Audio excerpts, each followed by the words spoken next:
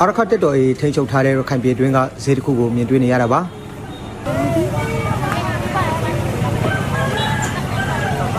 ဒီဈေးမှာဆိုရင်ရခိုင်ဈေးတွေမွတ်စလင်ဈေးတွေဈေးလာဝယ်တဲ့ရခိုင်မွတ်စလင်တွေဟာငင်းငင်းကြမ်းကြမ်းသဟဇာတာကြကြကုလူဆက်ဆန်နေတာကိုမြင်တွေ့နေရတာလည်းဖြစ်ပါတယ်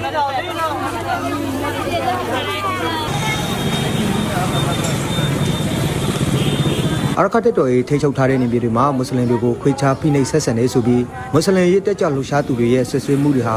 မဟုတ်မှန်တဲ့အကြောင်းကိုဒီဈေးကတက်တည်ပြနေပါပြီမွတ်စလင်ရေးတက်ကြလှူရှားနေသူတွေရဲ့ဝါဒဖြန့်ချီနေတာတွေဟာမြေပြင်နဲ့ဘယ်လောက်ထိကွာခြားနေလဲဆိုတာကိုမြင်တွေ့ရတာလေးဖြစ်ပါတယ်ခင်ဗျာ